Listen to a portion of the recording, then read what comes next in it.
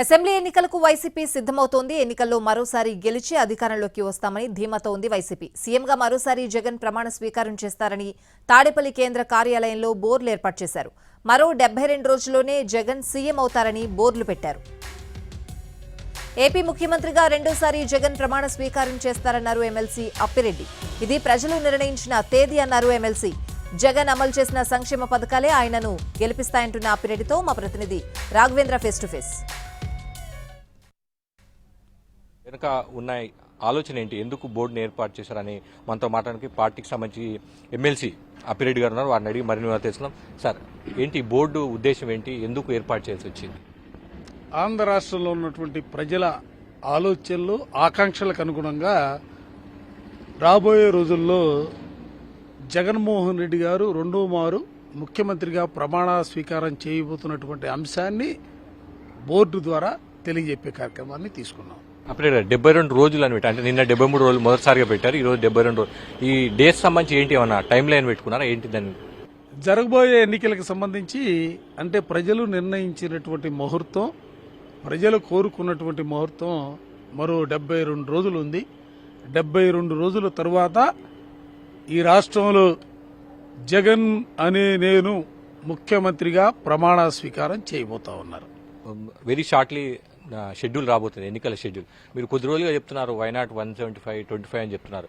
ఏమైనా మారుతుందా? అది ఏమైనా మార్చుకుంటారా? షెడ్యూల్ దగ్గర పడింది, కూటమి ఏర్పడింది, ఏమైనా మీ లక్ష్యంలో మీ టార్గెట్లో ఏమైనా మార్పులు చేర్పులు చేసుకునే అవకాశం ఉందా? అదే ధీమా ఉందా?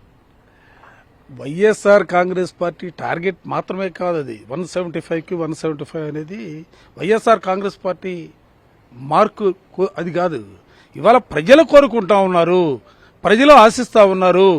జగన్మోహన్ రెడ్డి గారు ముఖ్యమంత్రి అయితేనే మా జీవితాల్లో మార్పు వస్తుందనేది ఒక బలంగా నమ్ముతున్నటువంటి పరిస్థితి ఇవాళ ఈ రాష్ట్రంలో చూస్తా ఉన్నాం. నేను పార్టీ కేంద్ర కార్యాలయంలో చాలా మంది ఇతర రాష్ట్రాల నుంచి కూడా వస్తూ ఉంటారు, మమ్మల్ని కలుస్తూ ఉంటారు. వాళ్ళు అడుగుతున్న మాటలు నిజంగా నాకు ఆశ్చర్యం కలుగుతూ ఉండేది. మహారాష్ట్రలో కూడా మీ రాజకీయ పార్టీని ప్రారంభించండి, ఎందుకంటే జగన్మోహన్ రెడ్డి గారు లాంటి నాయకుడు పేదల జీవితాల్లో మార్పు తీసుకురావాలనే ఆలోచన కలిగినటువంటి వ్యక్తి, పేదరిక పైన పోరాటం చేస్తున్నటువంటి వ్యక్తి, పేదరికాన్ని తొలగించడానికి ప్రభుత్వం ద్వారా ఇవాళ తీసుకున్నటువంటి కార్యక్రమాలన్నీ చూస్తూ ఉంటే ఆయన కూడా మా రాష్ట్రానికి వస్తే బాగుంటుందనే భావన కూడా ఇవాళ అనేక రాష్ట్రాలకు సంబంధించినటువంటి ప్రజానికి వచ్చి మమ్మల్ని అందరినీ కూడా రిక్వెస్ట్ చేస్తూ ఉంటారు. ఇవాళ తెలుగుదేశం, జనసేన, భారతీయ జనతా పార్టీ 3 పార్టీలు ఎందుకు పొత్తు కలుస్తూ ఉన్నాయి? నిజంగా వాళ్ళు బలంగా ఉంటే వైఎస్ఆర్ కాంగ్రెస్ పార్టీ పైన సింగిల్గా పోటీ చేయాలా అంటే ముగ్గురు కలవకుండా అసలు పోటీ చేయగలిగినటువంటి పరిస్థితులు ఈ పక్క లేరు. మరోపక్క చంద్రబాబు జేబులో ఉండేది కాంగ్రెస్ పార్టీ, జేబులో పెట్టుకు తిరుగుతున్నాడు బీఫారాలు. ఆ కాంగ్రెస్ పార్టీకి సంబంధించి 2 పార్టీలు, తోక పార్టీలు సిపిఐ, సిపిఎం ఆ పక్క ఈ పక్క పెట్టి వాళ్ళు మరో పక్క పోటీ చేస్తారు.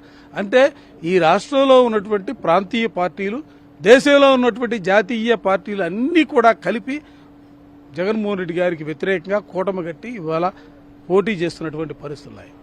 ఆ పక్క పార్టీలుంటే, ఆ పక్క ఎత్తులుంటే, ఆ పక్క పొత్తులుంటే, ఈ పక్క వైఎస్ఆర్ కాంగ్రెస్ పార్టీకి జగన్మోహన్ రెడ్డి గారికి ప్రజలు ఉన్నారు.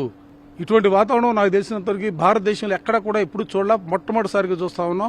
మరోసారి చెబుతా ఉన్నా, దమ్ముగా చెబుతా ఉన్నా, 175 నియోజకవర్గాలు గెలుస్తా ఉన్నాం, 25 పార్లమెంట్ స్థానాలు కూడా వైఎస్ఆర్ కాంగ్రెస్ పార్టీ గెలుచుకోబోతా ఉన్నాం. ప్రసాద్ కలిసి రాఘవేంద్ర